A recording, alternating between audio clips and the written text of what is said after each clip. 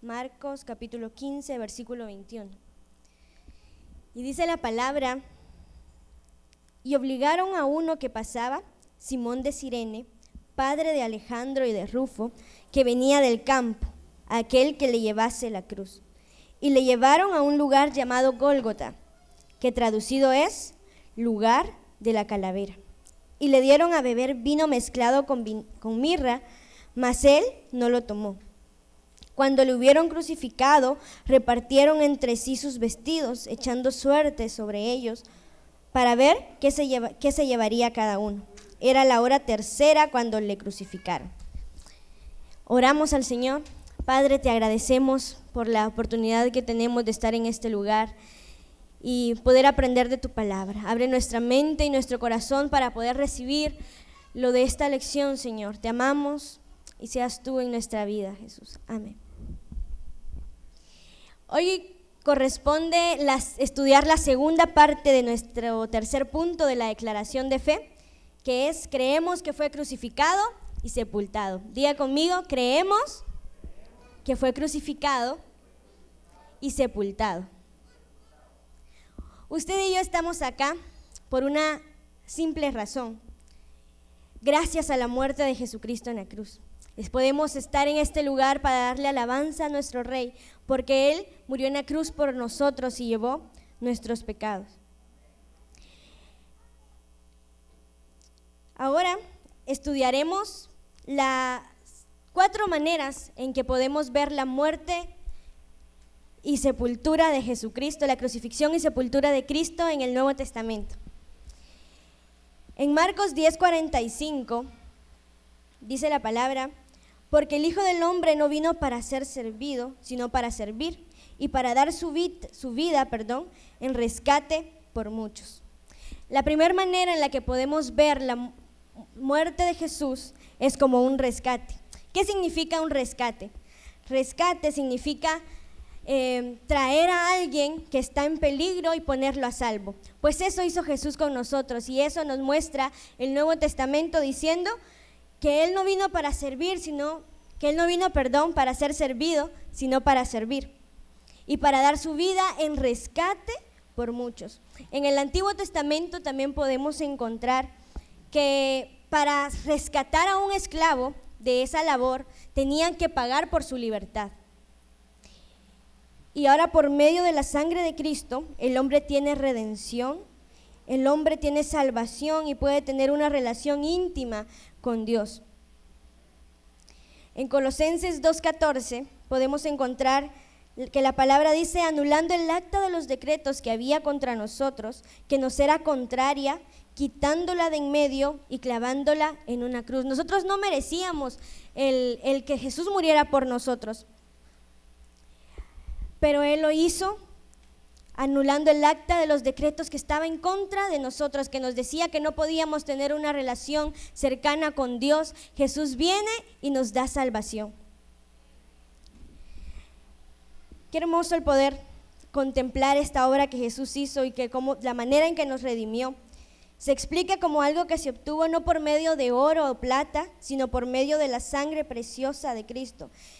Y dice Pablo a los Efesios: en quien tenemos redención por su sangre, el perdón de pecados según las riquezas de su gracia, que hizo sobreabundar para con nosotros en toda sabiduría e inteligencia. Jesús tomó nuestro lugar en la cruz. Cualquier ser humano hubiese podido tomar ese lugar en la cruz y ser crucificado allí en lugar de Jesús, pero ¿cree usted que hubiese tenido el mismo precio? ¿Cree usted que hubiese tenido el mismo efecto? ¿Será que nosotros hubiésemos sido salvos si nosotros hubiésemos muerto en la cruz? Claro que no. Dios mandó a su único hijo, dice la palabra, su hijo unigénito, ese texto tan conocido, ¿verdad? Porque de tal manera amó Dios al mundo que entregó a su único hijo para darnos salvación. Entonces, la primera manera en la que podemos ver la muerte de Jesús es como un rescate. La segunda manera es como expiación. Expiación, para explicarle qué significa eso, quiero decirle que viene de una palabra griega que es hilasmos, que se puede traducir como misericordioso y también como propiciar.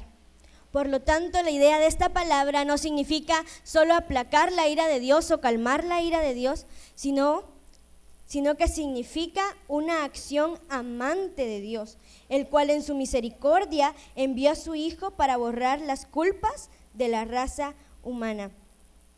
Entendamos esto no como Dios calma su enojo contra el pecado del ser humano, sino que Él va y busca al ser humano. Alrededor de toda la Biblia, desde Génesis hasta Apocalipsis, usted puede encontrar que Dios siempre ha perseguido al ser humano. ¿Y de qué manera? Primero en el huerto del Edén. ¿Fue Adán y Eva que se acercaron a pedirle perdón a Dios? No, Dios fue y los buscó y le dijo: Adán, ¿dónde estás? Eva, ¿dónde estás? Porque ellos se escondieron de Dios.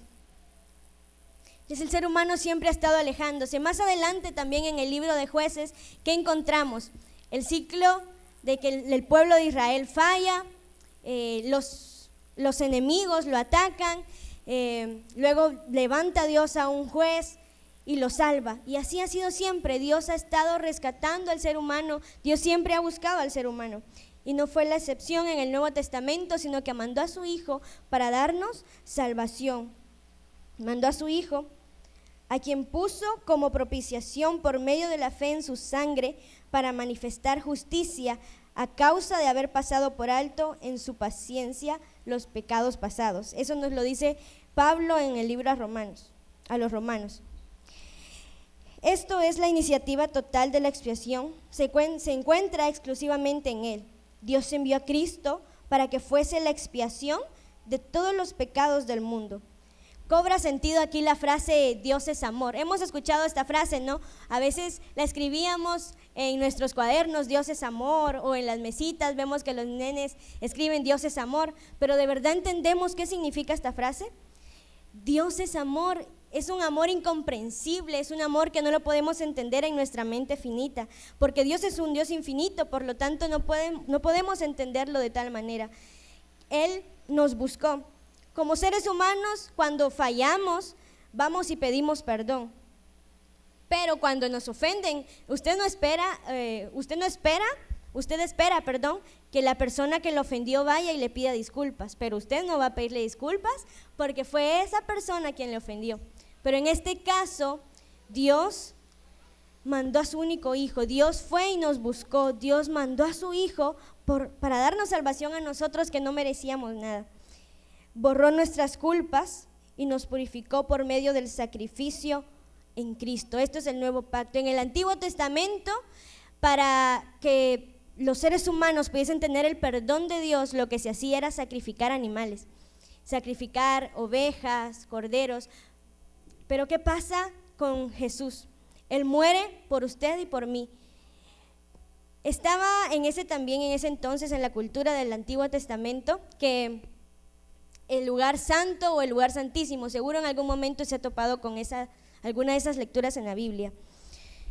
Nadie más podía entrar ahí que el sacerdote. Solo el sacerdote podía entrar a ese lugar. Y si él estaba en pecado, pues iba a morir en ese lugar. O también sus vestiduras tenían unas campanitas para que cuando sonaran, el pueblo podía adorar a Dios en señal de que Dios había aceptado su sacrificio. Pero cuando Jesús muere, podemos encontrar el relato en la Biblia que se oscureció y que el velo del templo fue rasgado. ¿Esto en señal de qué? Esto en señal de que usted y yo podemos acercarnos ante su presencia sin temor, sin nada, sino que Él creó un puente para acercarnos a Dios. Y esa es la tercera manera en la que podemos encontrar y definir la muerte, la crucifixión y sepultura de Cristo. La reconciliación. Primero hablamos de un rescate, luego de la expiación y ahora de la reconciliación. La palabra reconciliación significa que es Dios el que reconcilia a la raza humana consigo mismo y no a sí mismo con la raza humana. Dios es el que produce la acción de la reconciliación en base a la cruz de Cristo. Dios no se reconcilió con el hombre, sino que reconcilió al hombre consigo mismo, porque no era Dios el que nos había fallado, sino que fue el ser humano el que falló. Dios no era el problema, sino el hombre. El principio En el principio, en la historia, podemos encontrar a Adán y Eva que desobedecieron, ¿verdad? Siempre nos han contado esa historia desde pequeños, creo yo. ¿Qué pasó? Ellos decidieron formar una historia lejos de Dios. Y eso ha hecho el ser humano desde siempre, buscar una historia lejos de Dios y escribir algo que esté fuera de Él. Y desobedecieron, dudaron en su corazón de lo que Dios tenía para ellos, de lo que Dios le había prometido. Gozaban de una relación íntima antes de eso, de una relación íntima con Dios, donde podían dialogar con Él, donde podían convivir con Él. Sin embargo, el pecado nos alejó de Dios. El pecado de los primeros hombres nos separó de nuestro Creador. Dios no era el problema, sino el hombre. Así que dice en Romanos 5, 18, 19, así que como por la transgresión de uno vino la condenación a todos los hombres, de la misma manera, por la justicia de uno, vino a todos los hombres la justificación de vida. Porque así como la desobediencia de un hombre, los muchos fueron constituidos pecadores, así también por la obediencia de uno, los muchos serán constituidos justos. Usted y yo somos pecadores por naturaleza. Este pecado de Adán y Eva se nos hereda a nosotros y cuando nacemos ya somos pecadores por naturaleza. Sin embargo, Dios elimina esa acta de los decretos que está en contra de nosotros y nos acerca a Él, nos reconcilia consigo mismo, no porque Él haya fallado en algo, sino porque simplemente nos ama. Es un amor incomprensible, un amor que no podemos entender, es un amor que va más allá de nuestro entendimiento. Jesús creó un puente entre Dios y la humanidad. Cuando falló el ser humano, quedamos alejados de Dios. Dios estaba acá y el ser humano acá y el pecado nos dividía. El pecado creó un abismo entre Dios y nosotros. Pero Jesús, gracias a su muerte, podemos encontrar un puente o un medio para acercarnos a Dios. Podemos tener la oportunidad de acercarnos ante su presencia, de poder adorarle, sin importar todos los pecados que cometamos día con día.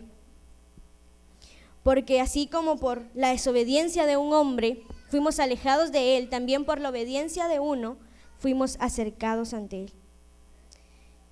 Entonces repita conmigo: gracias a la muerte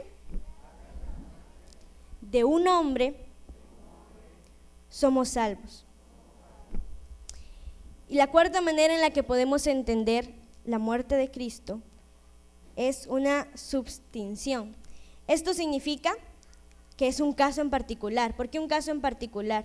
Porque no fue simplemente una acción, o la muerte de Jesús no fue porque las personas de su alrededor eran malas y quisieron asesinarlo, sino que fue un plan diseñado desde la eternidad, diseñado por Dios mismo, que tenía algunos propósitos.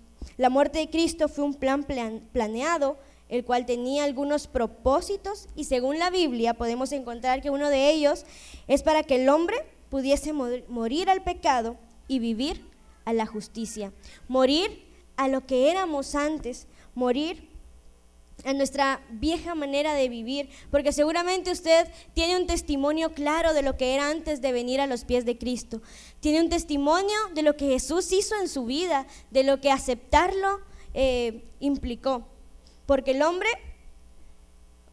antes estaba muerto en sus pecados, nosotros estábamos muertos en nuestros pecados, pero Él nos trajo a la vida y ahora podemos vivir en justicia. Y no es que seamos perfectos cuando lo aceptamos, seguramente usted sabe eso, sino que gracias a Él podemos decidir cada día vivir en la justicia, vivir siguiendo su ejemplo, vivir haciendo lo que Él hizo, para que el hombre pudiese acercarse a Dios. Ese es el segundo propósito. La muerte de Cristo fue para que nosotros pudiésemos acercarnos a Dios. Y tercero, para que pudiésemos ser justicia de Dios. La muerte de Cristo no fue accidental, sino que llevó a cabo propósitos que Dios había fijado. Llevó a cabo propósitos que Dios había fijado desde la misma eternidad. El amor que Jesús tuvo por usted y por mí es un amor incomprensible. Él se entregó y no escatimó ser Dios. Y Pablo nos dice eso, el cual, siendo en forma de Dios, en Filipenses 2:6 dice, el cual, siendo en forma de Dios, no escatimó ser igual a Dios como a cosa que aferrarse, sino que se despojó a sí mismo y tomando forma de siervo, hecho semejante a los hombres, y estando en la condición de hombre, se humilló a sí mismo, haciéndose obediente hasta la muerte y muerte de cruz. Antes, quien moría en una cruz era maldito, perdonen la expresión, pero era maldito, así se conocía en ese entonces, en ese contexto. Entonces Jesús llevó nuestro pecado, llevó nuestra maldición. Él no merecía morir en esa cruz, ¿o cree usted que sí? Cuando vemos esas películas, ¿verdad?, nos da tanta nostalgia y decimos, ay Señor, de verdad es un gran sacrificio el que hiciste por mí. Pero también al leer su palabra encontramos esa verdad. También tiene mucha razón Pablo cuando dice, Él no escatimó ser el mismo Dios como cosa a que aferrarse y decir, no, yo soy Dios, los seres humanos me fallaron, bueno, entonces que vean ellos qué hacen. Ya yo los creé y hice mi trabajo. No, Dios no hizo eso. Dios fue y nos sigue buscando, nos ha estado buscando desde siempre. Él abre las puertas para que usted se acerque a Él. Cada mañana trata de llamar nuestra atención. Cuando despertamos es una muestra de su amor. Cuando vemos a nuestra familia es una muestra de su amor. Cuando vemos a las personas que amamos, a nuestros amigos, cuando vamos y sabemos que hay un trabajo por hacer, al venir a la iglesia y ver a nuestra familia espiritual, también podemos contemplar el amor de Dios ahí. También podemos encontrar su misericordia en nosotros y podemos ver la manera en que hemos sido salvos. Dios, vivamos como es digno de un redimido por la sangre de Cristo. Reflejemos lo que ha pasado en nuestra vida. No simplemente vamos a dejar la muerte de Jesús, su crucifixión y sepultura como algo sencillo, algo que pasó y sí, gracias por eso, sino que usted y yo hemos sido redimidos gracias a ese sacrificio. Usted y yo podemos tener salvación, usted y yo podemos ser libres de pecado gracias a esa muerte de Jesús. Entonces no vivamos desperdiciando ese sacrificio. Usted haga que cada día valga la pena el sacrificio que Jesús hizo por nosotros. Somos discípulos de Él, Él es nuestro maestro y por lo tanto el trabajo de un discípulo es imitar a su maestro y debemos hacer lo que Él hizo día con día, que fue anunciar las buenas nuevas de salvación. Él anunció a otros el evangelio, Él mostró que había venido a salvarnos, Él mostró que había venido a darnos salvación a cada uno. Él hizo milagros, sanó enfermos, perdonó pecados, incluso estando acá liberó a tantas personas. Pues eso mismo tenemos que hacer usted y yo, porque Él nos ha dado el ejemplo y debemos continuar con esa obra. Pues entendemos su muerte, su crucifixión y sepultura como un rescate de nuestra vida de maldad, como un rescate de una vida de pecado, como el rescate a una vida sin sentido, a una vida sin propósito, porque en Él podemos encontrar lo que somos. Entendemos su crucifixión y sepultura como expiación a nuestros pecados, como expiación para declararnos inocentes ante Él, como expiación para poder acercarnos ante su presencia. Lo entendemos también como reconciliación, como que Dios no era el problema, sino que éramos nosotros, pero sin embargo Jesús se acercó, nos buscó y nos dio de su salvación. Y también lo entendemos como substinción, que quiere decir que la muerte de Cristo fue un plan diseñado desde la eternidad, que ha tenido propósitos y que esos propósitos se siguen cumpliendo día con día. Pues en conclusión quiero dejarle ese desafío de poder tomar nuestra cruz cada día. Jesús, cuando le preguntaron, ¿qué debo hacer para ser salvo? Jesús le dice, toma tu cruz, niégate a ti mismo y sígame. Entonces, día con día usted y yo debemos de negarnos a nosotros mismos, de renunciar a nuestra vida de pecado, de tomar nuestra cruz y seguirle. Claro, no es fácil y usted está convencido de ello, pero vale la pena, seguro vale la pena. Quiero invitarle a que se ponga de pie en esta noche.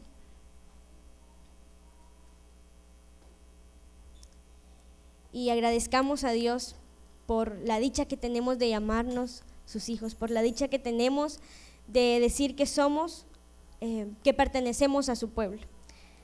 Señor, te damos gracias en esta oportunidad porque podemos llamarnos tus hijos. Gracias por tu muerte, por la muerte de tu Hijo en la cruz, porque derramaste tu sangre por nosotros, porque tomaste nuestro lugar en la cruz, cuando nosotros estábamos destituidos de tu gloria, por nuestros pecados estábamos alejados de ti. Tú, Señor, mandaste a tu Hijo y lo enviaste para darnos salvación, para darnos vida. Y estamos agradecidos por eso, Señor. Te amamos y hoy celebramos tu muerte y aprendemos, Señor, de la segunda parte de nuestro tercer punto de la declaración de fe, de que tú fuiste crucificado y sepultado. Y no como un accidente, Señor, sino con un propósito para darnos salvación y redimirnos. Agradecemos, Señor, la oportunidad que tenemos de acercarnos ante ti y te adoramos. Amén. Que Dios lo bendiga. Y el tiempo es con mi hermano. Hola, ¿qué tal? Es un gusto poder saludarte ahora. Si deseas recibir a Jesús como tu Salvador, te invito a que repitas esta oración conmigo. Señor Jesús, gracias porque me amas. Entiendo que te necesito. Señor, quiero ser salvo. Te pido perdón. Desde hoy, Señor, te agradezco porque tú me estás salvando. Gracias por darme esa nueva vida. Gracias por escribir mi nombre en el libro de la vida. Señor Jesús, desde hoy te agradezco. Amén. Si tú has hecho esta oración, tú eres una nueva criatura, una hija o un hijo de Dios. Él te ha salvado. Ahora queremos saber acerca de ti. Llámanos a los teléfonos que aparecen en tu televisor. Escríbenos a la dirección cnf@iglesianuevafamilia.com o visítanos aquí en kilómetro 1, carretera San Francisco, Zapotitlán, Mazatenango, Suchitepeques. Iglesia de Dios, S. Nueva Familia, Dios te bendiga.